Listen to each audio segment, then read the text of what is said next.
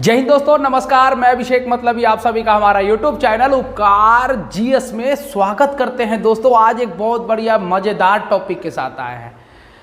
देखिए आज हम लोग पढ़ेंगे मुद्रास्फीति और मुद्रा अपस्फीति में मतलब इन्फ्लेशन और डिफ्लेशन में अंतर और कुछ प्रमुख सिद्धांत और उसके प्रतिपादक। ये बहुत इंपॉर्टेंट चैप्टर है भाई। एक क्वेश्चन आपको बीपीएससी में भी मिला है देखने को। ये क्वेश्चन आता है बिहार पुलिस, बिहार दरोगा में कुछ क्वेश्चन इकोनॉमिक्स के क्वेश्चन रहते हैं, तो यहाँ से जरूर रहेंगे। तो ये आप लोग आज हम इसके बारे में चर्चा करेंगे और कुछ सिद्धांत और उसको प्रतिपादक पढ़ेंगे। भाई मेरे गुरु, मेरे बहुत बड़ी, आप लोग मेरे वीडियो को देखते हैं, इसके लिए हम आपका बहुत आभार प्रकट करता हूं। भाई आप लोग ऐसे ही देखते रहिए, बने रहिए मेरे चैनल पर। आइए ज़्यादा बकवास करे की जरूरत नहीं। आज हमें लोग पढ़े छिए कि मुद्रास्फीति एवं मुद्रा अपस्फीति, इसमें अंतर पढ़ेंगे और फिर पढ़ेंगे उसके सिद्धांत। चलिए देखते हैं। देखिए मुद्रास्फीति मतलब इन्फ्लेशन और डिफ्लेशन। किसी भी अर्थव्यवस्था के दो, मानिए सिंपल सी बात मानिए कि एक सिक्के का दो पहलू होता है, जिसको एक पहलू इन्फ्लेशन और दूसरा पहलू डिफ्लेशन कहते हैं। इसके परिभाषा को आराम से समझिए क्या है। मुद्रास्फीति इन्फ्लेशन कहता है कि किसी अर्थव्यवस्था में वस्तुओं और सेवाओं के मूल्य में अगर वृद्धि होती है तो मुद्रास्फीति कहलाएगी। सीधा हमें समझ, सीधा सिंपल सी बात, अगर सेवा और वस्तु में वृद्धि हो गया तो मुद्रास्फीति है, और जैसे ही घट गया तो मुद्रास्फीति हो जाएगा। सिंपल सी बात, परिभाषा के रूप में आप इतने ही याद रखिए। वस्तुओं और सेवाओं के मूल्य में वृद्धि मुद्रास्फीति, वस्तुएं और सेवाओं के मूल्य में कमी मुद्रा अपस्फीति। इतने ज्यादा पढ़े के कोई जरूरत नहीं है। हमें पढ़ के पंडित नहीं हो गए, हमें पढ़ के वहाँ विद्वान नहीं हो गए, हमको बस नौकरी चाहिए। हमको वही चीज पढ़ना है जो हमको बहुत ज्यादा फायदा हो, वो हमारे एग्जाम बेसिस पे हो। और इसके अब क्या है, आगे है, ये परिभाषा देख लिए। अब है मांग पर असर क्या पड़ता है। तो मांग पर असर क्या पड़ता है, उत्पाद और सेवाओं का मांग बढ़ जाएगा। जैसे इसके वृद्धि में होगा तब मांग बढ़ेगा ना भाई, मांग बढ़ेगा भाई। हमको और चाहिए, हमको वस्तु चाहिए, उसके मूल्य पर वृद्धि हो गया तो लोग उसको खोजना चाहा कि हमको और दीजिए। ये मुद्रास्फीति में होता है। मुद्रास्फीति में क्या होगा, इसका मांग एकदम रिवर्स गियर में चल जाएगा, एकदम बैक गियर। आगे लगा एक नंबर, फिर क्या हुआ, आगे जाके फिर बैक गियर लग गया तो मुद्रास्फीति। मतलब कि इसके उत्पादों की मांग में बढ़ोतरी होगी और इसमें कमी होगी।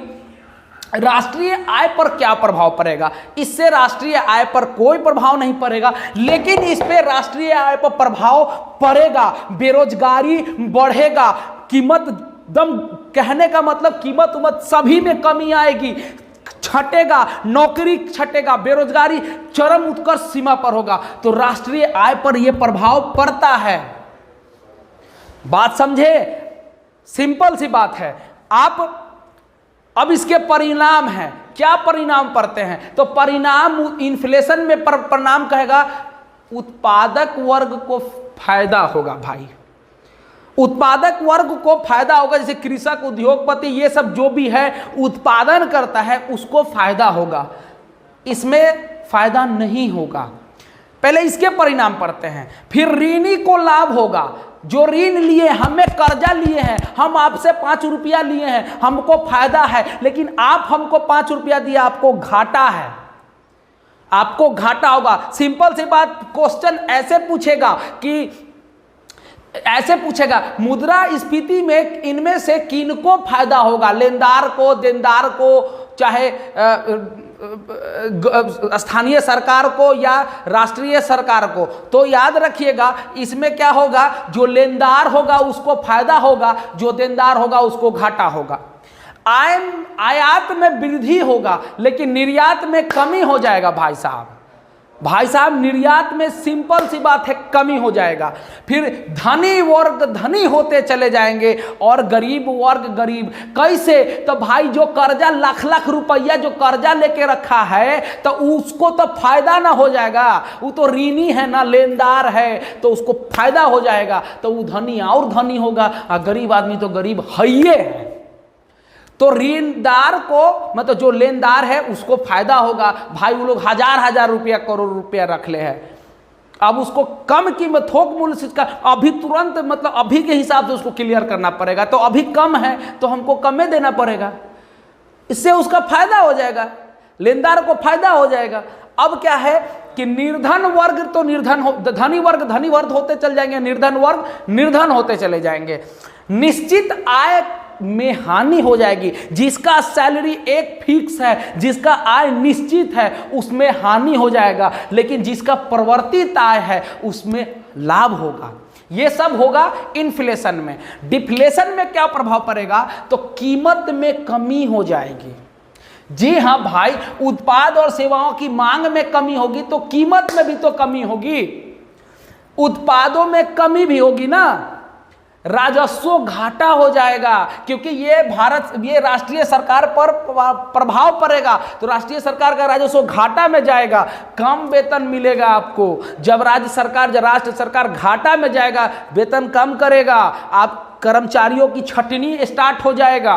किसी भी कंपनी जब डूबने लग जाती है, जब वो कंपनी पर पूंजी पर प्रभाव पड़ता है तो क्या करता है? सब कर्मचारी, तू घरे जाओ, तुम भी घरे जाओ, अब हमको जरूरत नहीं है, जो लाइक होगा उसको रखेंगे। 1 लाख है तो हम 85,000 पर काम चलाएंगे, 50,000 इंप्लॉई है तब 20,000 पर काम चलाएंगे, घाटा होता जाएगा। ठीक उसी प्रकार यहाँ भी वही होगा मुद्रास्फीति में। मुद्रास्फीति में क्या होगा? वेतन कम मिलेगा, नौकरी की छटनी, तो ये प्रभाव पड़ता है। ठीक है, आई होप आप लोग समझ गए होंगे। अब हम लोग पढ़ते हैं कुछ महत्वपूर्ण सिद्धांत और उनके प्रतिपादक। ये भाई बहुत इंपॉर्टेंट चैप्टर है भाई, इकोनॉमिक्स के सबसे बेहतरीन और सबसे इंपॉर्टेंट चैप्टर है, इसको देख लीजिए, आप इसको नोट कीजिए। देखिए पहले धन निष्कासन का सिद्धांत। धन निष्कासन का सिद्धांत सभी आदमी जानते हैं, दादा भाई नौरोजी, जिसे ओल्ड मैन बृहपुरुष कहते हैं, ओल्ड मैन ऑफ इंडिया, मतलब बहुत, यही दादा भाई नौरोजी ने धन के निष्कासन का सिद्धांत दिया। कब दिया? 1901 में। ब्रिटेन में क्या हो रहा था? ब्रिटेन के बजट में जब इन्होंने भाग लिया 1901 में, तो उन्होंने धन निष्कासन का सिद्धांत दिया। मतलब किसी एक देश दूसरे देश पर प्रभाव पड़ता है, उसका धन, सीधा बात जानो, हमरा पर ब्रिटेन राज किया, हमरे पैसा लेके ऐश किया, हमको मिला कछी ठेंगा, हमको कुछो नहीं मिला। वही तो सिद्धांत धन निष्कासन सिद्धांत है। हमरे धन को ले गए, हमको कंगाल बना दिए।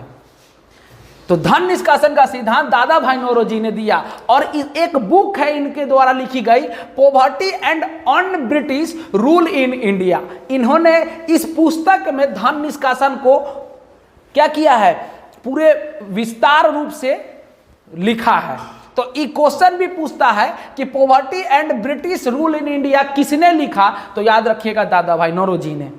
अगला आते हैं कुछ सिद्धांत, जैसे प्रच्छन्न बेरोजगारी, गरीबी का दुष्चक्र दृष्टिकोण और संतुलित विकास सिद्धांत। ये 3 विकास सिद्धांत जो है ये रेगनर नर्स ने दिया था। किसने?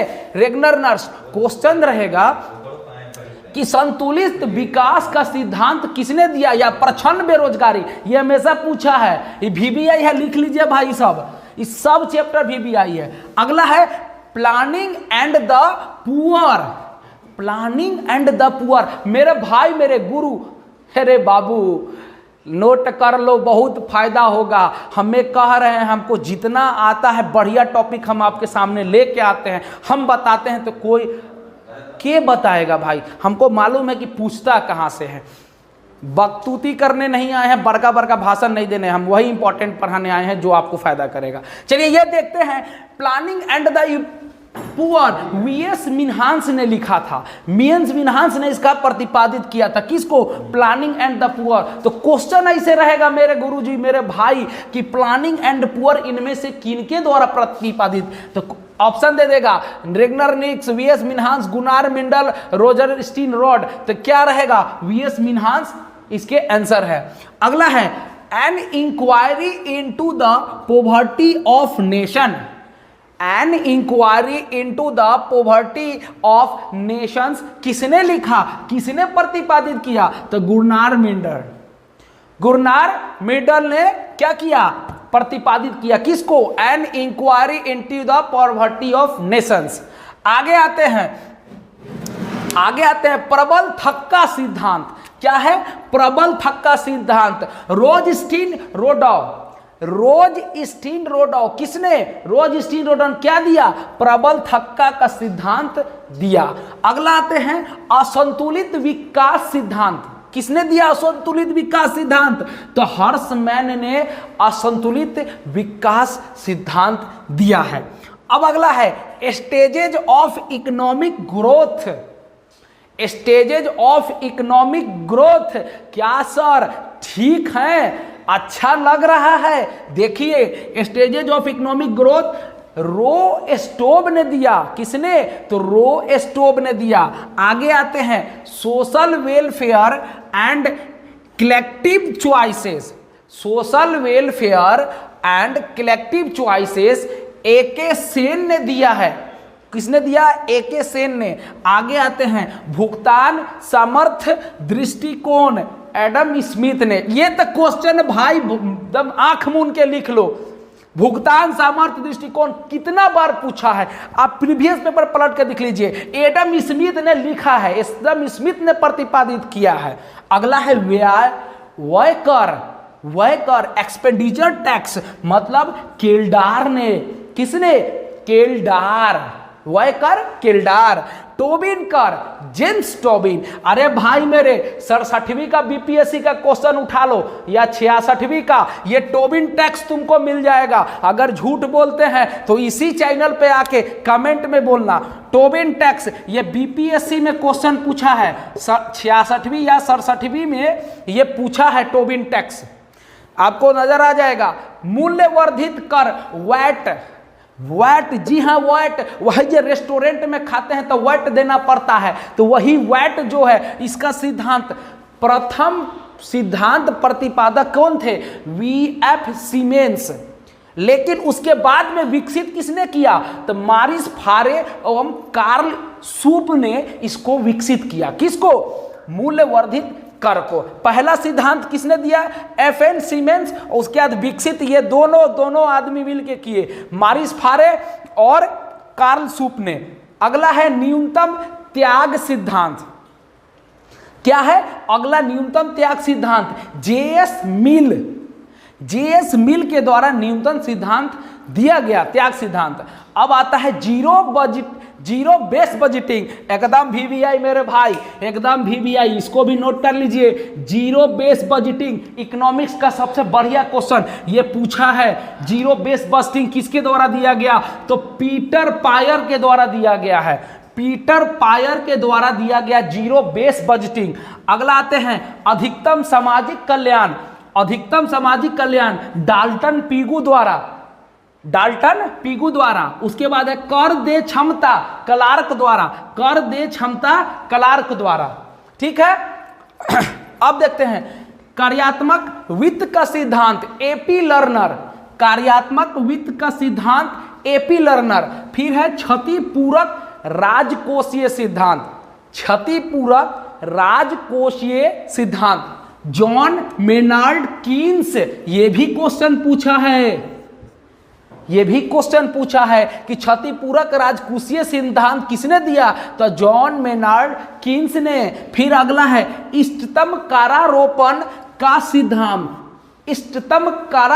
का सिद्धांत तो आर्थर लैफर ने दिया। किसने?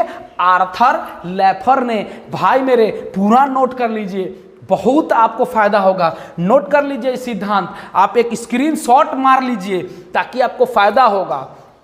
ये देखिए आज हमारा ये बहुत इंपॉर्टेंट इकोनॉमिक्स का चैप्टर खत्म हो गया है। फिर हम अगले वीडियो में बढ़िया टॉपिक लेके आएंगे। बने रहिएगा मेरे चैनल के साथ। अगर आप नए हैं तो प्लीज क्या कीजिए कि सब्सक्राइब कर दीजिए, घंटी बजा दीजिएगा, अगला वीडियो आपके पास धड़ाक से पहुंचेगा। मिलते हैं अगले वीडियो के साथ, तब तक के लिए नमस्कार।